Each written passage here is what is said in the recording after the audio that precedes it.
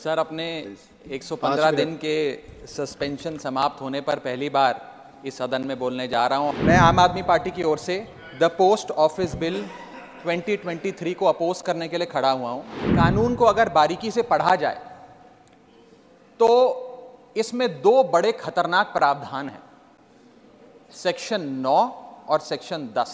ये ऐसे खतरनाक प्रावधान हैं जो भारतीय डाक सेवा को, इंडियन पोस्टल सर्विस को इतनी शक्तियां दे देंगे कि वे किसी भी शिपमेंट को, कंसाइनमेंट को, पोस्ट कोड, चिट्ठी को खोलकर उसे सीज कर सकते हैं, उसे पढ़ सकते हैं, उसे इंटरसेप्ट कर सकते हैं और उसके सब्सिक्वेंटली जो एक्शन उस पर लेना चाहते हैं वो ले सकते हैं। एक और मैं खतरनाक चीज बताना चाहूंगा कि ये राइट टू प्रिवेसी जो है, ये राइट टू प्रिवेसी का वायलेशन है और राइट टू प्रिवेसी का एक हाल ही में वायलेशन मेरे साथ और इस सदन के कई सदस्यों के साथ हुआ। माननीय श्री राघव चड्ढा।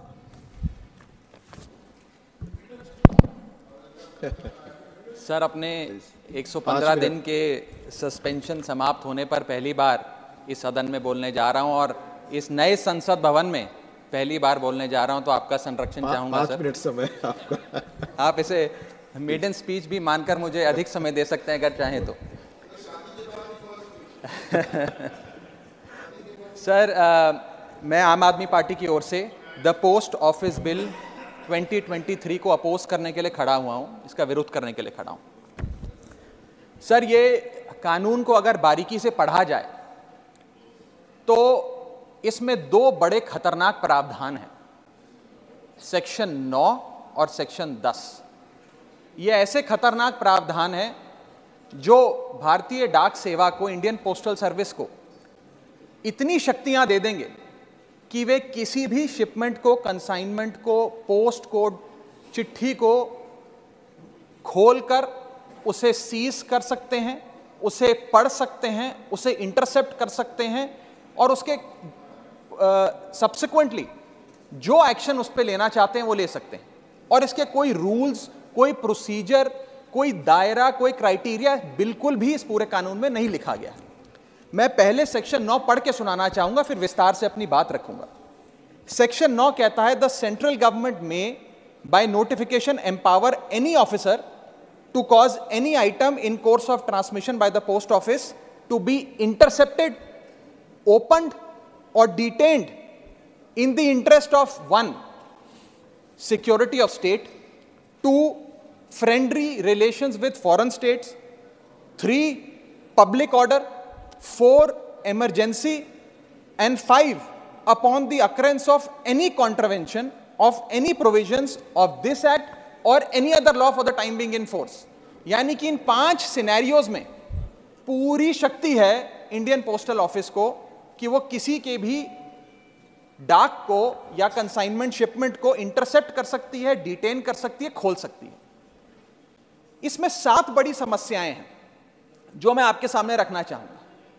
पहला है बिग ब्रदर सिंड्रोम, यानी कि हर तरीके से अपने नागरिकों पर सर्वेलेंस रखना, वो क्या कम्युनिकेट कर रहे हैं, क्या बातचीत कर रहे हैं, चिट्ठी पत्र में क्या लिखकर भेज रहे हैं, उस पर सरकार की आंखें रहें, सरकार को मालूम रहे।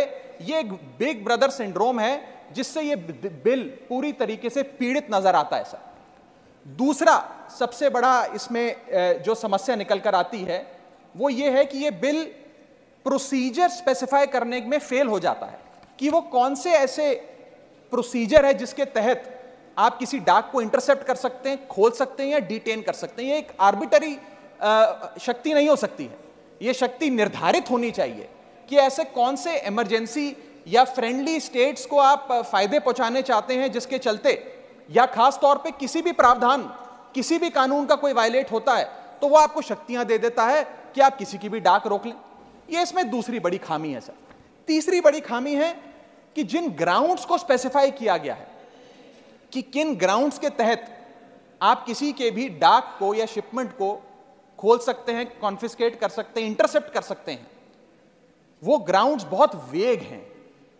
वो किसी भी शिपमेंट को रोकने के लिए या किसी भी कंसाइनमेंट या चिट्ठी या डाक को रोकने के लिए कोई भी कानून पकड़कर या कोई भी मनगढ़ंत कहानी बनाकर आप उसे रोक सकते हैं। इतने वेग ग्राउंड्स यह कानून भारतीय डाक सेवा को देने जा रहा है। चौथा और सबसे बड़ा खतरा जो इस बिल से है कि जो अफसर इसको इंटरसेप्ट करेगा या कॉन्फिस्केट करेगा, अगर वो अफसर गलत पाया जाता है तो उसके खिलाफ कोई एक्शन नहीं लिया जाएगा, उसे पूरी आजादी है। पांचवा, आर्टिकल 19 और आर्टिकल 21 का वायलेशन है।